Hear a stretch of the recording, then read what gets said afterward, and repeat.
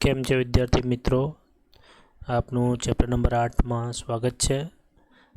આપણે કરી રહ્યા હતા ચેપ્ટર નંબર 8 ગુરુત્વાકર્ષણ। એની અંદર આપણે ઘણી બધી મહત્ત્વની થિયરીઓની ચર્ચા કરી।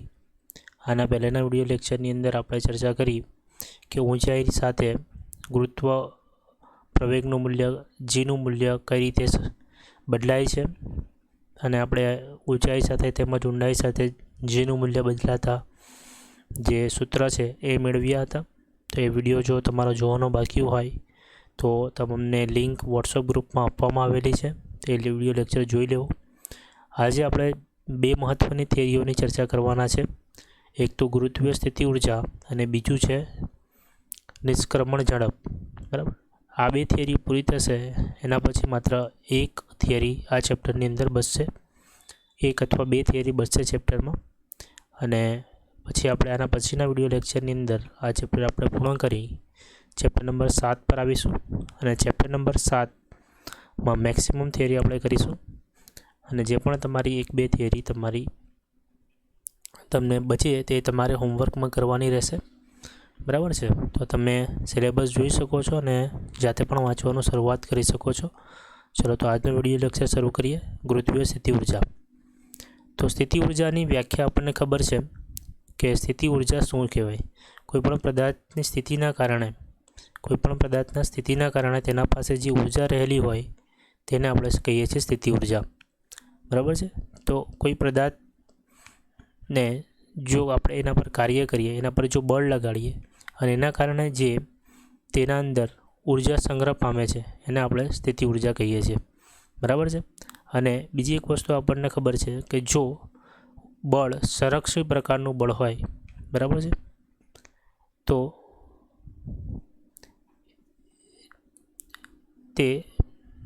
તેના દ્વારા જે ઉદ્ભવતી ઉર્જા છે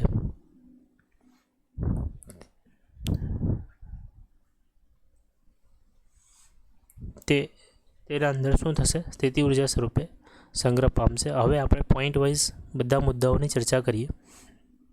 આપેલા સ્થાને પદાર્થમાં સંગ્રહ પામેલી ઉર્જા એ સ્થિતિ ઉર્જા છે। એટલે કોઈ પણ સ્થાને આપણે ચર્ચા કરી તેમ એના અંદર જે ઉર્જા સંગ્રહ પામેલી છે તેને આપણે સ્થિતિ ઉર્જા કહીએ છીએ।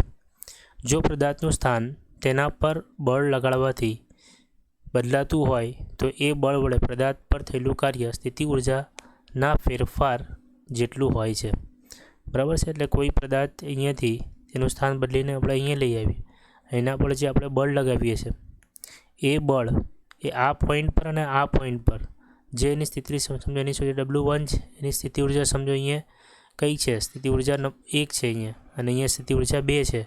તો આ બંનેની જે સ્થિતિ ઉર્જા છે 2 - 1 આપણે કરીશું સ્થિતિ ઉર્જાને, તો એ કેટલું હશે, એના પર જે બળ લગાવેલું હોય એની બરાબર હોય છે। એ જ વસ્તુ અહીંયા કહે છે કે જો પદાર્થનું સ્થાન તેના પર બળ લગાડવાથી બદલાતું હોય તો તે બળ વડે પદાર્થ પર થયેલું કાર્ય, એટલે આ 2 અને 1ની જે સ્થિતિ ઉર્જા છે, આપણે જો સમજો આ જ વસ્તુ તમને સમજાવું કે આ બ્લોક છે, બરાબર છે, આ બ્લોક છે એને આપણે ખસેડીને અહીંયા લઈ આવીએ છીએ, આના પર આપણે શું લગાવીએ છીએ, બળ લગાવીએ છીએ, બરાબર છે। આના પર આપણે શું લગાવીએ છીએ, બળ લગાવીએ છીએ, અને આ બળના કારણે એનું સ્થાન કંઈક આટલું સ્થાન એનું બદલાય છે। તો જો આ પોઈન્ટ પર એની સ્થિતિ ઉર્જા 1 હોય અને આ પોઈન્ટ પર જો સ્થિતિ ઉર્જા 2 હોય, બરાબર, સ્થિતિ ઉર્જાનું કંઈ મૂલ્ય 1 હોય, અહીંયા 2 હોય, તો 2 - 1 આપણે જો કરીએ સ્થિતિ ઉર્જા એ કોના બરાબર હોય, કાર્ય બરાબર હોય, જે તમે અહીંયાથી અહીંયા સુધી લઈ જવા માટે જે કાર્ય કર્યું છે તેની બરાબર હોય છે, બરાબર છે। જે બળો વડે થતું કાર્ય માર્ગ પર આધારિત ન હોય તેવા બળોને આપણે સંરક્ષિત બળો કહીએ છીએ। કે જો એક જગ્યાથી તમે બીજી જગ્યા કોઈ પદાર્થને લઈ જાઓ તો આ બાજુથી લઈ જાઓ, આ બાજુથી લઈ જાઓ, એના પર કંઈ આધાર રાખતો નથી, પરંતુ તે કેટલી ઊંચાઈ પર ગયો છે, એટલે એનું સ્થાનમાં કેટલો ફેરફાર થયો છે, સ્થાનાંતર કેટલું થયું છે તેના પર જ આધાર રાખે છે। તો આ પ્રકારના બળોને આપણે આગળ પણ ચર્ચા કરી છે, એને સંરક્ષણ પ્રકારના બળો તરીકે ઓળખવામાં આવે છે। ચલો, અને ગુરુત્વીય સ્થિતિ ઉર્જા એ સંરક્ષિત પ્રકારના બળોથી થાય છે, બરાબર છે। તો એની પણ આપણે ચર્ચા કરીએ નેક્સ્ટ પોઈન્ટની અંદર। ચલો, તો નેક્સ્ટ પોઈન્ટ આપણને શું કહે છે, ગુરુત્વાકર્ષીય બળ સંરક્ષિત બળ છે, આપણને ખબર છે। આ બળ દ્વારા ઉદ્ભવતી પદાર્થની સ્થિતિ ઉર્જા ગણી શકીએ છીએ, જેને ગુરુત્વીય સ્થિતિ ઉર્જા તરીકે આપણે દર્શાવીએ છીએ, તેને યુ વડે દર્શાવીએ છીએ, બરાબર છે. પૃથ્વીની ત્રિજ્યા કરતાં ઘણા નાના અંતરે પૃથ્વીની સપાટીની નજીકના બિંદુઓ ધ્યાનમાં લઈશું અને આવા કિસ્સામાં ગુરુત્વાકર્ષણ બળ વ્યવહારિક હેતુ પરંતુ અચળ બળ mg જેટલું અને પૃથ્વીના કેન્દ્ર તરફ લાગે છે. પૃથ્વીથી હવે સમજો આ લાઈન તમને શું કહેવા માંગે છે અહીંયાથી લઈને અહીંયા સુધી, કે આપણે જ્યારે પૃથ્વી આ વિચારીએ, સમજો આ પૃથ્વી છે અને આ પૃથ્વીની ત્રિજ્યા સમજો કે RE છે, અને પૃથ્વીની ત્રિજ્યા કરતાં અંદર કોઈ પણ અંતરે આપણે કોઈ સમજો કોઈ અહીંયા કોઈ પદાર્થ લઈએ, તો એ પદાર્થ પર જે ગુરુત્વાકર્ષણ બળ લાગે છે તે mg જેટલું બળ લાગે છે અને એ પૃથ્વીના કેન્દ્ર તરફ, જો તમે અહીંયા લઈ લો તો mg જેટલું બળ લાગશે અને પૃથ્વીના કેન્દ્ર તરફ લાગશે. ખ્યાલ આવે છે? જો પદાર્થને તમે અહીંયા વિચારશો તો જે mg જેટલું બળ લાગશે અને પૃથ્વીના કેન્દ્ર તરફ લાગશે. એ જ વસ્તુ અહીંયા તમને લખેલી છે. હવે આપણને શું કહે છે, આગળની લાઈન જરા વાંચીએ. પૃથ્વીની સપાટીથી સમજો કે આ પૃથ્વીની સપાટી છે, આ પૃથ્વીની સપાટી છે, તો આપણને કહે છે પૃથ્વીની સપાટીથી h1 ઊંચાઈએ એક બિંદુ, પૃથ્વીની સપાટીથી કોઈ એક આપણને આપેલી છે h1 ઊંચાઈ, પૃથ્વીની સપાટીથી h1 ઊંચાઈએ તે કોઈ એક બિંદુ ઉપર ઉધ્વ દિશામાં h2 ઊંચાઈએ લઈ જવામાં આવે છે. તો સમજો અહીંયાથી આપણે ઉપર અહીંયા કોઈ h2 ઊંચાઈ છે, h1થી આપણે ક્યાં લઈએ છીએ, આ પદાર્થ સમજો અહીંયા કોઈ પદાર્થ મૂકેલો છે, h1થી આપણે લઈ જઈએ છીએ h2 પર લઈ જઈએ છીએ. એ પદાર્થનું દળ આપણને એમ આપેલું છે. લઈ જતા દળ અથવા કણની વાત કરીએ, તેના પર જે કાર્ય કરવું પડે છે તે કાર્યને આપણે 1 થી 2 તરફ જઈએ છીએ તો આપણે W12 વડે આપણે દર્શાવી શકીએ છીએ, બરાબર છે. તો એનું જે કાર્ય છે એ કાર્ય કેટલું હશે, W12 આપણને ખબર છે બળ ગુણ્યા સ્થાનાંતર, બરાબર. કાર્ય એટલે બળ ગુણ્યા સ્થાનાંતર થાય. બળનું મૂલ્ય આપણને ખબર છે, કોઈ પૃથ્વીની અંદર હોય એના પર જે ગુરુત્વાકર્ષણ બળ કેટલું લાગે mg. સ્થાનાંતર એ કેટલું કરે છે, h1 ઊંચાઈ હતું અને ક્યાં જાય છે h2 ઊંચાઈ, એટલે તમે h2 - h1 કરશો એટલું એનું સ્થાનાંતર થશે આ અંતર, બરાબર છે. એટલે પૃથ્વીની સાપેક્ષે જો આખું અંતર h2 હોય, સમજો અહીંયાથી તમારું આખું અંતર h2 હોય અને આ અંતર તમારું h1 હોય, તો આ જે અંતર તમારે શોધવું હોય તે શું થશે, h2 - h1 જ થશે ને. અહીંયા જે સ્થાનાંતર હશે તે h2 - h1. W12 બરાબર આપણે શું લખી શકીએ, mg h2 - h1. તો આટલું એ કાર્ય થશે અને એટલું જ જે કાર્ય થશે એટલી જ સ્થિતિ ઉર્જા એમાં સંગ્રહ પામશે, બરાબર છે. તો અહીંયા સુધી સમીકરણ નંબર 1 સુધી તમને ખ્યાલ આવી ગયો હશે. હવે આને જરા ક્લિયર કરી લઈએ આપણે.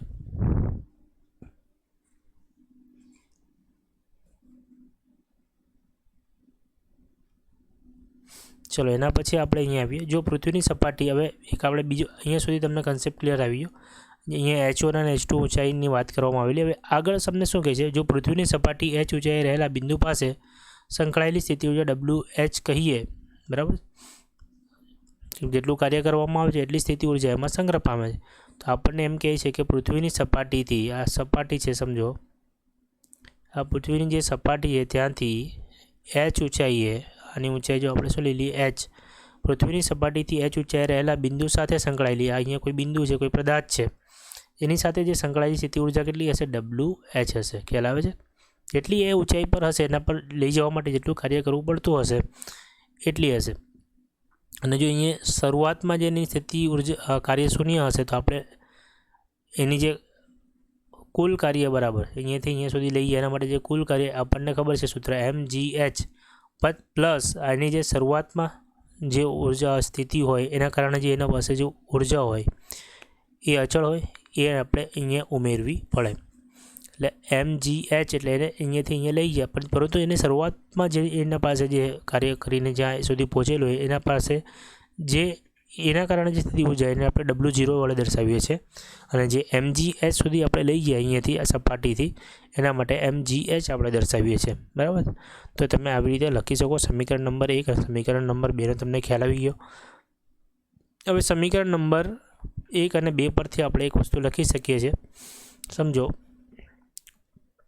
આટલું તમે સમજ્યા એના પરથી તમે લખી શકો છો કે W12 એનો મતલબ શું થાય, તમે તમારી જે W1 એટલે કે H1 ઊંચાઈએ જે કાર્ય કરેલું હોય તે માઇનસ WH2 એ બંનેનું જો તમે કાર્યનું બાદબાકી કરી નાખશો ઇન્ડિવિજ્યુઅલ, તો તમને 1 થી 2 સુધી લઈ જવા માટેની કાર્ય એટલે કે એની સ્થિતિ ઉર્જા તમને મળશે. તો આ જે સમીકરણ મળશે એને આપણે સમીકરણ નંબર 3.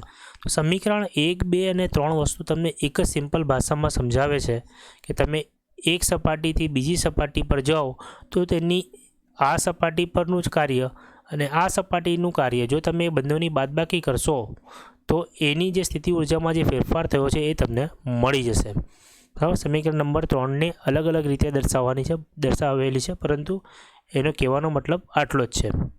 ચલો હવે આપણે આગળ જોઈએ સમીકરણ નંબર 3 પરથી. તો કણને ખસેડવા માટે કરવું પડતું કાર્ય તેના અંતિમ અને પ્રારંભિક સ્થિતિ ઉર્જાના તફાવત જેટલું હોય છે. બરાબર છે. તો એનો જે અહીંયાથી સમજો કોઈ આ પોઈન્ટ A છે અને પોઈન્ટ B પર કોઈ જાય છે, તો એની જે અંતિમ સ્થિતિ ઉર્જા અહીંયા સમજો કે WB છે, કાર્ય WB છે, અને અહીંયા પહોંચવા માટેનું જે કાર્ય WA છે, તો WB માઇનસ WA એની પ્રારંભિક સ્થિતિ ઉર્જાનો જે તફાવત છે એનું કુલ કરવું પડતું કાર્ય છે. અહીંયાથી અહીંયા સુધી લઈ જવા માટેનું એક કાર્ય છે, અને એટલી સ્થિતિ ઉર્જા એમાં સંગ્રહ પામે છે. બરાબર છે. એ વસ્તુ તમને કહી છે. ચલો હવે આપણે આગળ જોઈએ. જો સમીકરણ નંબર 2માં જો આપણે Hની મૂલ્ય 0 મૂકી દઈએ તો આપણને શું મળશે? આ WH W0.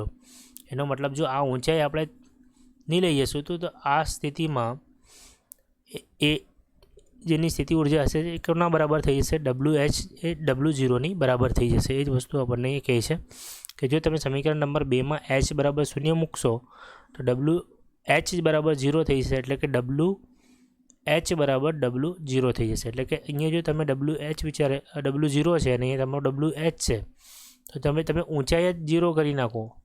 એનો મતલબ જે WH અને W0 બંનેનું કાર્ય શું બરાબર છે. બરાબર, એવું જ કહેવા માંગે છે. તો આ બધી આગળની જે વસ્તુઓ છે, ચર્ચા છે, એ તમને જરા કન્ફ્યુઝ કરશે, પરંતુ એ ચિંતા કરવાની જરૂર નથી. તમને એ પોઈન્ટ ખાલી યાદ રાખવાના છે. હવે આપણે મેઇન જે સૂત્ર સાબિત કરવાનું છે તે સમજવાના છીએ. તો હવે અહીંયા ધ્યાન આપજો.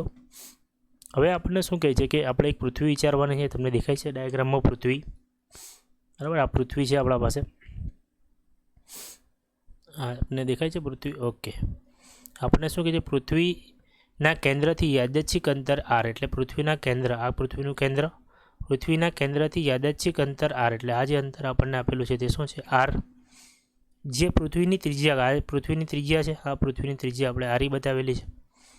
તો જે આ R અંતર છે આપણે RE કરતાં વધારે લેવાનો છે. તો પૃથ્વીને કેન્દ્રને લાગતું બળ, તો આ અહીંયા કોઈ પદાર્થ આપણે મૂકેલો છે. બરાબર છે. તમને અહીંયા કોઈ પદાર્થ મૂકેલો છે. એ પદાર્થનું જે દળ છે શું છે? M છે. બરાબર છે. એ પદાર્થનું દળ શું છે? M છે. અને આ તમને XY Z આ માર્ક્સ બનાવેલી છે.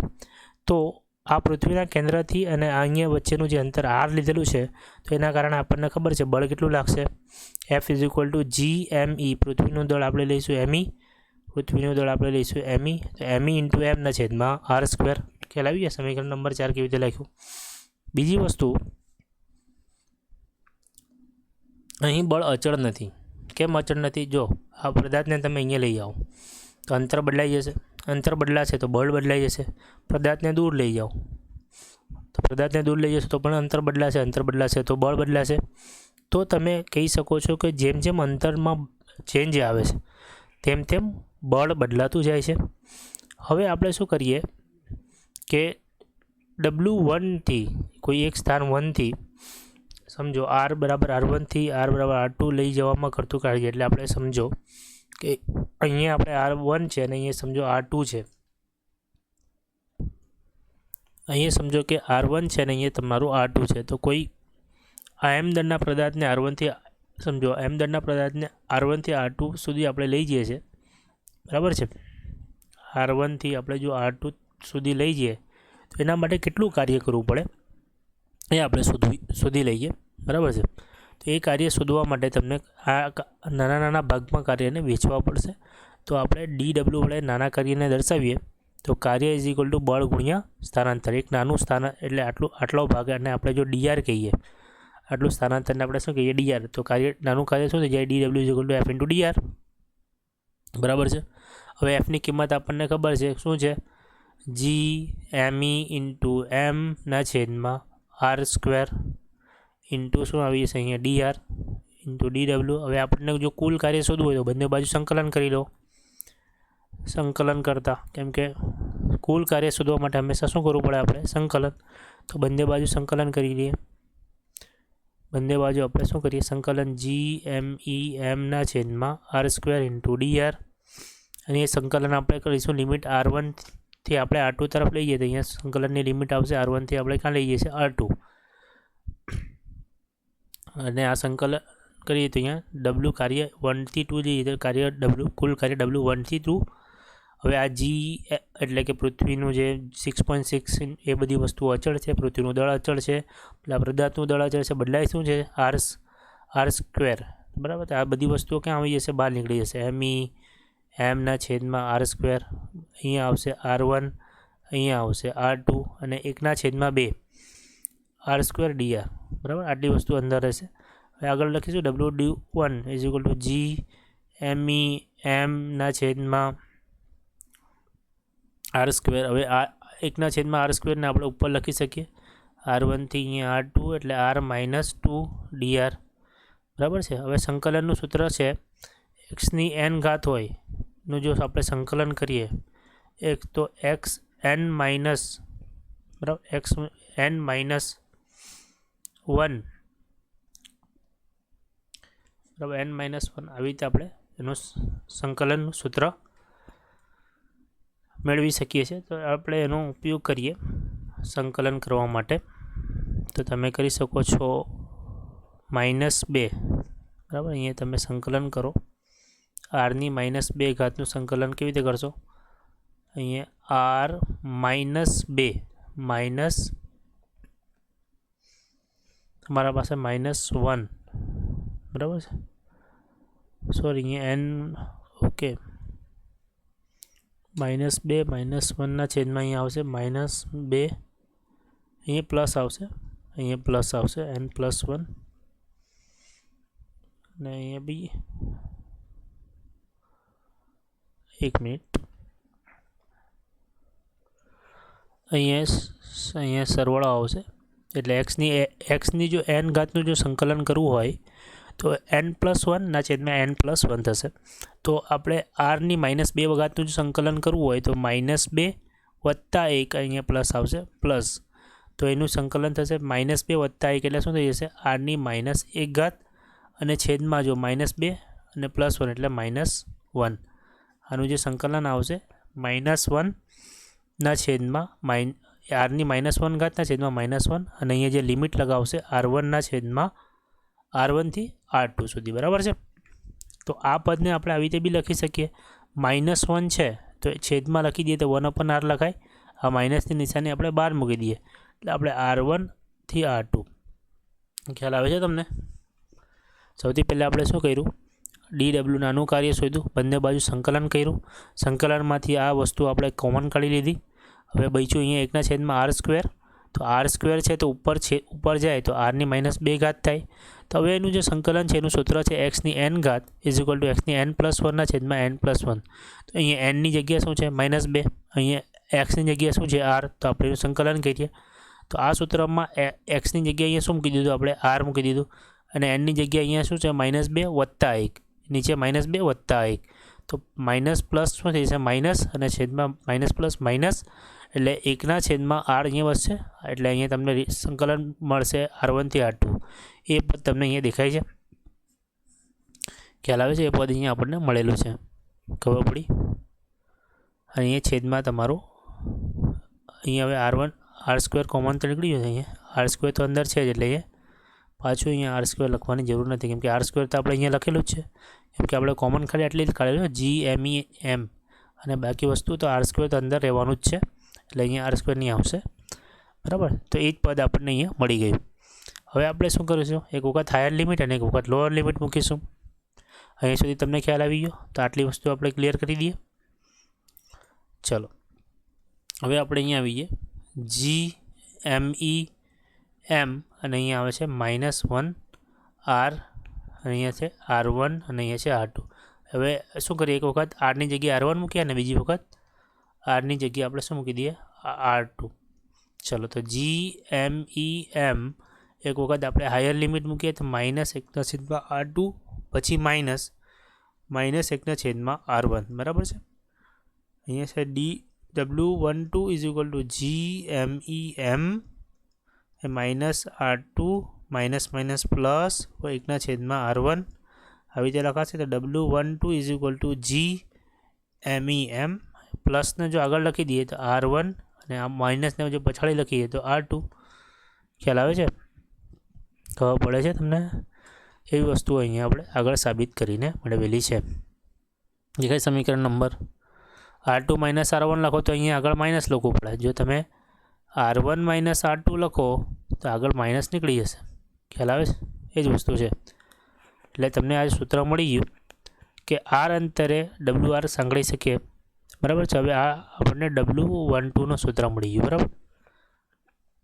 હવે આપણે એક સામાન્ય સૂત્ર બનાવીએ કે R અંતર માટેનું જે કાર્યનું સૂત્ર છે એ આપણે શું લખી શકીએ, GMEM બરાબર છે એના છેદમાં આ કોમન R2 - R1ની જગ્યાએ આપણે કોમન R લઈ લીધું અને જે એની શરૂઆતની સ્થિતિ હોય W1 લઈ લીધી,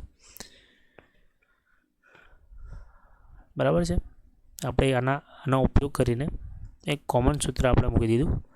આરના અંતરે WR અંતરે સાંકળતે આપણને આ પ્રકારનું સૂત્ર મળશે અને જ્યાં R એ > R છે, બરાબર છે. બધી વસ્તુઓ આપણને લઈએ કે જો આરને આપણે ઇન્ફાઇનાઇટ અંતર લઈ લઈએ કે આ પૃથ્વીથી ખૂબ જ દૂર અંતર છે તો R જે છે તે શું થઈ જશે, ઇન્ફાઇનાઇટ થઈ જશે. અને R ઇન્ફાઇનાઇટ થશે, બરાબર છે. અને W1 એ અંતર્ગત સ્થિતિ ઉર્જા રૂઢિગત W1ની આપણે શૂન્ય લેવું પડે કે જ્યાં તમે ઇન્ફાઇનાઇટ અંતર હોય તો જ્યારે W1ને હંમેશા શૂન્ય લઈ લેવું પડે. એટલે WR = -GME/M એમાં આપણે આ જે પદ છે ઇન્ફાઇનાઇટ અંતર હોય તો આ જે પછાડીનું પદ છે ને આપણે શું લઈ લઈએ, શૂન્ય લઈ લઈએ. એટલે આપણને જે ફાઇનલ સૂત્ર મળશે WR = -GME/R, બરાબર. WR = GME/R અને શરૂઆતની સ્થિતિ ઉર્જા આપણે અલગ કરેલી છે કે જો અહીંયા જો W1 હોય અહીંયા પહોંચે તો W2 થાય તો અહીંયા એની શરૂઆતની જે સ્થિતિ ઉર્જા આપણે ગણેલી છે અહીંયા, બરાબર છે. એટલે અહીંયા W0ને જો આપણે ઇન્ફાઇનાઇટ અંતર માનીએ તો W1 તમારું શું થઈ જાય, શૂન્ય થઈ જાય. એટલે તમારા માટે WRની જે કિંમત છે -GME/M/R મળી જશે, બરાબર છે. તો તમે સ્થિતિ ઉર્જાનું સૂત્ર આ રીતે જેટલું કાર્ય કરવામાં આવે છે એટલી સ્થિતિ ઉર્જા એમાં સંગ્રહ પામે છે. જો અંતર પૃથ્વીની સપાટીને લઈ લો તો તમે અહીંયા તમારે શું મૂકવું, R = RE મૂકવું પડે. એટલે તમને ફાઇનલી યાદ રાખવાનું છે કે જે સ્થિતિ ઉર્જાનું સૂત્ર છે -GMEM/R, બરાબર. જે પૃથ્વી લેશો તો RE લખાઈ જશે. ચલો અહીંયા તમારી થિયરી પૂરી થાય છે. હવે આપણે નેક્સ્ટ થિયરી પર જઈએ, નિષ્ક્રમણ ઝડપ. નિષ્ક્રમણ ઝડપ કોને કહેવામાં આવે છે? બુકમાં જેવી રીતે આપેલી છે એવી રીતે મેં બતાવું છું કે તમને બધા પદો સમજ પડે, લખવાનું કેવી રીતે તે પણ તમને સમજ પડે. તો નિષ્ક્રમણ ઝડપ એને કહેવામાં આવે છે કે પૃથ્વીના ગુરુત્વાકર્ષીય ક્ષેત્રમાંથી, સમજો આ પૃથ્વી છે એનું આખો એક ગુરુત્વાકર્ષીય ક્ષેત્ર છે, માંથી કોઈ પદાર્થને મુક્ત કરવો છે. કોઈ પદાર્થ પૃથ્વીમાં છે અને એના ગુરુત્વાકર્ષણ ક્ષેત્રમાંથી આપણે શું કરી નાખવાનો છે, મુક્ત કરીને બહાર કાઢવો છે. માટે જરૂરી લઘુત્તમ ઝડપ તેને બહાર કાઢવા માટે મિનિમમ જે સ્પીડ આપવી પડે તમારે પૃથ્વીમાં રહીને એ સ્પીડને, એ ઝડપને આપણે શું કહીએ છીએ, નિષ્ક્રમણ ઝડપ. એટલે કોઈ પદાર્થને જો તમારે ફેંકીને પૃથ્વીમાંથી બહાર કાઢવો છે તો તમારે મિનિમમ કેટલી સ્પીડ એની આપવી પડે એનું આપણે સૂત્ર મેળવીશું અને તેની ઝડપ પણ આપણે મેળવીશું. તો એના માટે આપણે આગળનું જે થિયરી ભણ્યા સ્થિતિ ઉર્જા એની આપણે એના નિયમનો ઉપયોગ કરીને આપણે મેળવીશું. બીજી ઘણી બધી રીત છે પરંતુ મેં તમને બુકમાં આપેલી રીત છે એના પ્રમાણે ચાલું છું. સમજો કે આ આપણે નિષ્ક્રમણ ઝડપની વ્યાખ્યાની ચર્ચા કરી લીધી. ઉર્જા સંરક્ષણનો નિયમનો ઉપયોગ કરી નિષ્ક્રમણ ઝડપ મેળવી શકાય, બરાબર. આપણે ઉર્જા સંરક્ષણના નિયમનો ઉપયોગ કરીને શું મેળવી શકીએ છીએ, નિષ્ક્રમણ ઝડપ. તો કેવી રીતે મળશે તે આપણે સ્ટેપ બાય સ્ટેપ સમજીએ. ધારો કે પદાર્થને પ્રારંભિક ઝડપ V1, આ જે કોઈ પદાર્થ છે એનો પ્રારંભિક ઝડપ આપણે શું વિચારીએ છીએ, VI, તે ફેંકવામાં આવે છે અને અનંત અંતરે તેની ઝડપ VF લેવામાં આવે છે. તો અનંત અંતરે તેની જે ઝડપ છે તે આપણે VF મળી લઈએ એટલે એની અંતિમ ઝડપ. અને સ્થિતિ ઉર્જા આપણે શરૂઆતમાં જે એની સ્થિતિ ઉર્જા છે W1 એને આપણે શું માની લઈએ 0.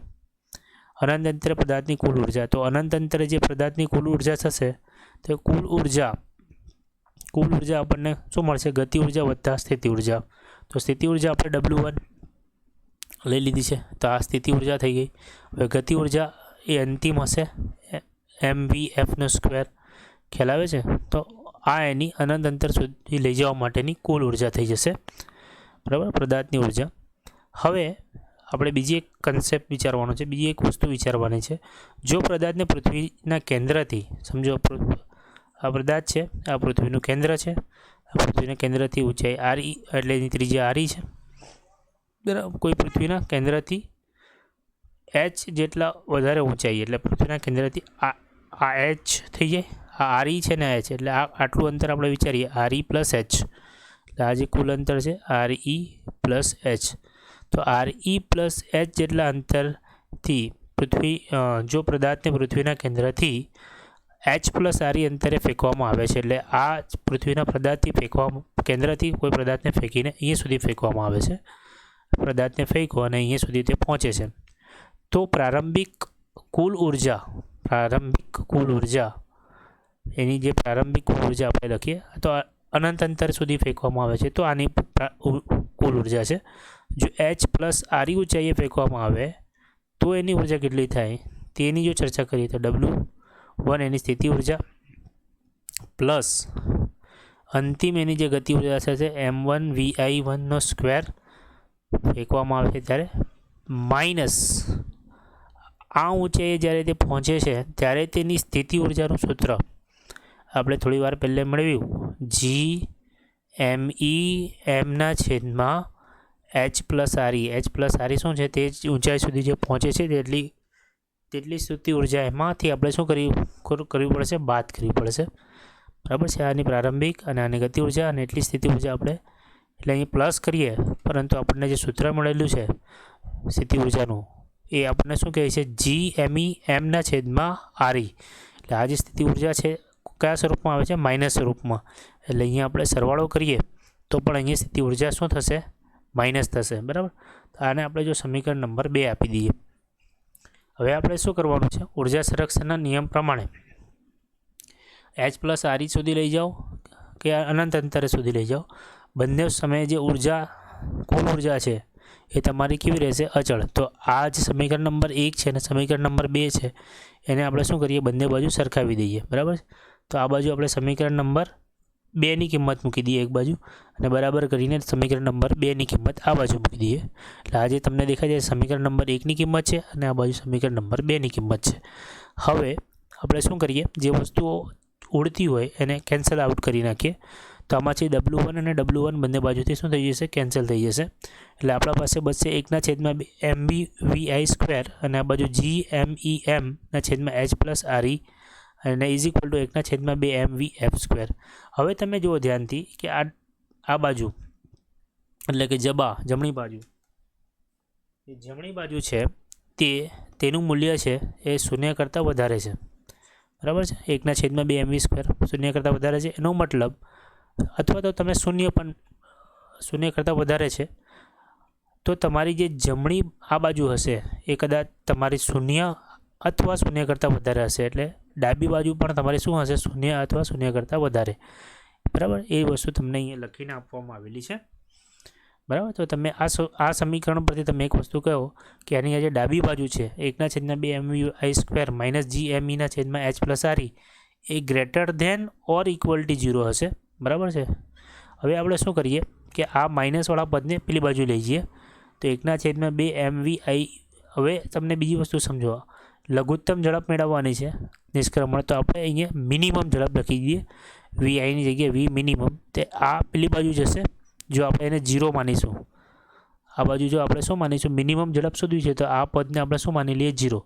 તો આ પેલી બાજુ જશે તો અહીંયા કઈ નિશાની આવશે? બરાબર. મિનિમમ જ્યારે આપણે લખવું હોય તો મિનિમમ માટે આ પેલી બાજુ હશે. હવે આના પરથી આપણે શું કરીએ?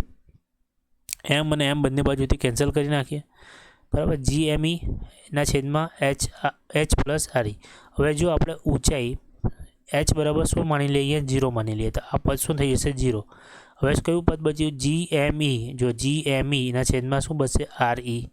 બરાબર, GME ના છેદમાં RE. અહીંયા આ બાજુ બચશે VI નો સ્ક્વેર મિનિમમ.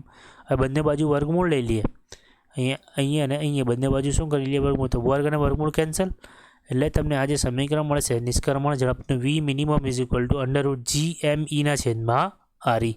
ખ્યાલ આવી ગયો? બધા પદો મેં તમને અહીંયા સમજાવી દીધેલા છે. એટલે તેને તમને જે સમીકરણ મળશે સપાટી પર G is equal to GME ના. હવે સમજો આ જે સમીકરણ તમને મળ્યું V, અહીંયા લખી દઉં એ સમીકરણ એટલે તમને ખ્યાલ આવશે. VI minimum is equal to